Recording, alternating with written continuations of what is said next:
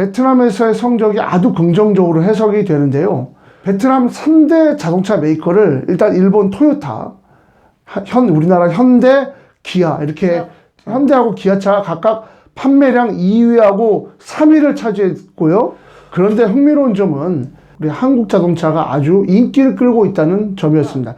아세안은 일본차의 동무대입니다. 정리하면 사실상 한국과 일본의 이제 경쟁 구도라고 보시면 되겠습니다. 안녕하세요. 아싸아세안의 송창섭입니다. 제가 지난해 말 베트남에 다녀왔습니다. 거의 5년 만에 가본 건데요. 베트남 하면 과거 이제 오토바이가 많은 나라라고 생각하십니다, 여러분.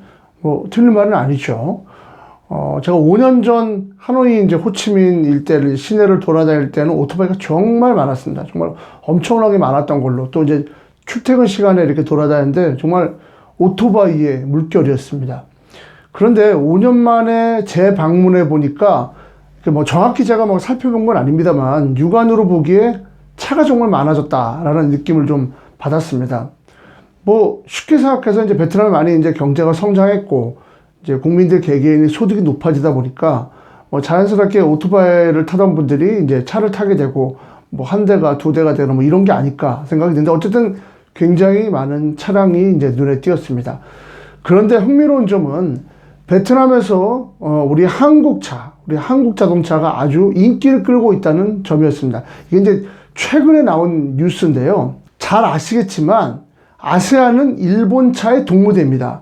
일본이 오랫동안 이 아세안에 공을 들여온 지역인데다가 뭐 워낙 이제 일본차가 강세를 보였는데 최근 우리 한국차가 현지에서 인기를 끄면서 일본차의 이제 아성이 조금씩 무너지고 있다 이런 보도가 나오고 있습니다.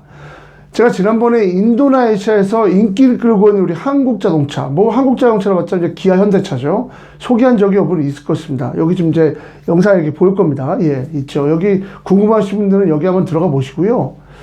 인도네시아는 아직까지 일본차의 판매 비중이 사실 절대적입니다. 뭐 70%가 대략 넘고 토요타의 뭐 아성이 뭐 무너지진 않습니다만 하지만 베트남에서 상황이 좀 다른 것 같습니다. 저는 오히려 베트남에서의 성적이 아주 긍정적으로 해석이 되는데요. 여러분 아시다시피 베트남은 현재 경제가 빠르게 여러분 성장하고 있습니다. 이렇게 빠르게 성장하고 있고요. 경제 성장에 따른 소비 욕구가 커지고 있죠. 인구가 1억 명이 여러분 넘고 있다고 이제 알려져 있고요. 그 사람들이 차를 한두 대씩 산다고 생각해 보십시오. 앞으로 엄청난 시장이 될 것은 분명한 사실입니다. 그렇다면 지난해 우리나라 자동차 메이커들 성적은 어땠을까요? 지난해 베트남 자동차 시장에서 현대하고 기아차가 각각 판매량 2위하고 3위를 차지했고요. 두 자동차 합산 시장 점유율은 약 한 29.7%에 달했습니다.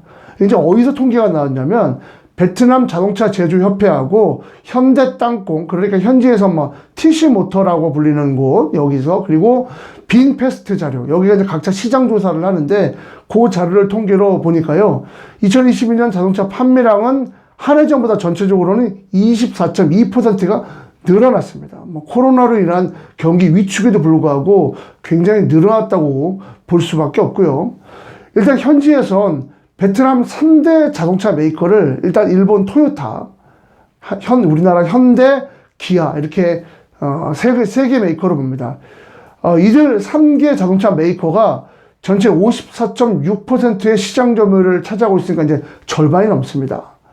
현대차는 작년에 16%, 기아차는 13.7%의 이제 시장 점유율을 기록했는데 두 회사 합친 그 현대차 그룹 메이커가 차지한 시장 점유율이 29.7%를 차지했습니다. 반면 일본 토요타는 17.9%니까 뭐 우리나라가 일본을 좀 토요타를 앞섰다고 볼 수 있고요. 다른 일본 자동차들의 경우를 좀 살펴보겠습니다. 미쓰비시가 7.8%, 마츠다가 7%, 혼다가 6%, 스즈키가 3.1%, 이스지가 2.1%였습니다. 전체 일본 전체 자동차는 43.9%니까 정리하면 사실상 한국과 일본의 이제 경쟁 구도라고 보시면 되겠습니다. 일본차가 앞선 것은 그만큼 이제 브랜드가 많기 때문입니다. 이렇게 말씀드립니다. 우리는 뭐 현대 기아밖에 없다면 일본은 뭐 혼다, 이스즈, 마츠다 뭐 맞습니다. 미쓰비시. 그렇기 때문에 우리 자동차 브랜드 현대 기아차의 선전은 실로 놀랍다고 할 수 있습니다. 반면 전기차로 완전히 이제 지금 바꾼, 그러니까 여기는 내연기관차가 아니라 전기차 생산을 하겠다고 만든 토종 브랜드 빔페스트는 지난해 22,924대로 시장 점유율은 4.5%를 기록했습니다. 그래서 전년보다 점유율하고 순위가 많이 좀 떨어졌습니다.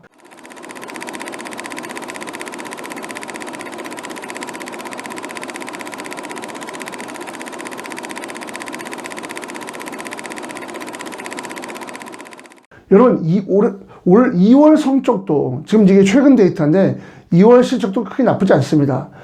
전체적으로 이제 이 소비가 좀 위축되다 보니까 부진한 가운데, 현대가 2월 한 달간 8,963대를 팔았습니다. 토요타는 7,910대를 팔았고요. 그 뒤로 이제 포드가 생각보다 최근에 좀 많이 팔아가지고 4,592대, 기아가 4,800대를 팔았다고 이제 발표를 했고요. 여전히 뭐 우리 현대 기아차 선전이 이제 돋보이고 있습니다.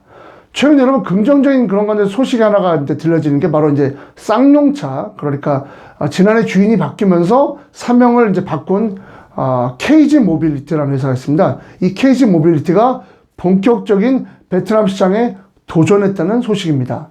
최근 KG 모빌리티는 베트남 기업과 손잡고 티볼리 그리고 토레스를 베트남에서 조립 생산한다고 이제 밝혔는데요. KG 모빌리티는 베트남 푸타 그룹의 그 킴롱 모터하고 KD 방식으로 차량을 생산할 계획이라고 이렇게 밝혔습니다. KD란 영어로 이제 넉다운의 줄임말인데요. 쉽게 말해서 부품을 가지고 가서 현지에서 조립 생산하는 과정이라고 보시면 됩니다.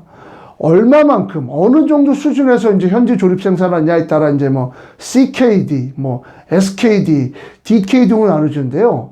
뭐 쉽게 말해 CKD는 Complete Knockdown, 그러니까 이제 뭐 거의 다 완벽하게 이제 부품만 가져가 생산하는 거라면 SKD, 넉다운은 이제 뭐 그거보다 조금 약하게 이제 차량을 가져가서 뭐 차체 정도만 가져가고 나머지는 차체 정도 가져가서 거기서 조립 생산하는 거라면 DKD, 디셈블리드 넉다운은 뭐 간단하게 그냥 엔진 이런 게 간단한 게 가져가서 현지에서 그냥 간단하게 조립하는, 뭐 사실 거의 다 뭐 여기 우리서 만들어서 현지에서 그냥 붙이기만 하는 거라고 보시면 됩니다. 이제 어떤 게 될지 이게 다 말씀드린데 KD 방식이라고, 넉다운 방식이라고 보는데, 푸타 그룹은 자동차 판매업과 여객 운수업 등을 운영하는 이제 자산 3조원 규모의 베트남 기업입니다. 그리고 이제 킴롱 모터는 푸타 그룹 산하의 자동차 보면 자회사거든요. 킴롱 모터는 현재 베트남 중부 다낭 인근의 산업단지를 이제 조성해서 여기서 KG 모빌리티 전용 KD 공장을 이제 건설 중이라고 이제 밝혔습니다. 현재로서 내년 15,000대를 시작으로 2020년까지 총 21만 대 생산을 목표로 하고 있습니다. 이렇게 되면 현지에서 해당 범인의 매출 규모가 약 한 6조 원가량 될 것으로 현지에서는 보고 있습니다. KG 모빌리티에 따르면 내년부터는 티볼리, 코란도, 뭐 토레스가 이제 조립 생산되고, 그 이듬해인 2025년부터는 올류 넥스턴하고 뭐 뉴 넥스턴 스포츠, 그다음에 뭐 칸, 뭐 이런 라인업이 추가된다고 합니다. KG 모빌리티는 킴롱 모터와 공장 생산 설비를 공급하는, 거기에다 이제 공급하고 확대하는 계획도 이제 체결을 했는데요. 이것이 확실히 이제 앞으로 늘어날 것 같고, KG 모빌리티는 아세안 국가 내 천 생산 거점이거든요, 베트남이. 여기를 기반으로 향후 이제 아세안 다른 지역으로 수출 물량을 확대할 거다, 이렇게 밝혔습니다. 어쨌든 지금 우리나라가 전체적으로 아세안에서 조금씩 생산량, 또 이제 판매량을 늘고 있는데, 일단 현대차는 인도네시아를 생산 거점으로 잡았습니다. KG 모터는 이제 베트남을 잡았고요. 이렇게 점점 생산 범위가 확대되며, 뭐 그 인근, 일본의 아성인, 생산기지의 아성인 태국을 비롯해서 여러 나라로 확대되지 않을까, 이렇게 생각이 됩니다. 아세아세안 오늘 여기까지입니다. 시청해주셔서 감사드리고요. 이 콘텐츠 마음에 들면 좋아요, 구독 부탁드리겠습니다. 감사합니다.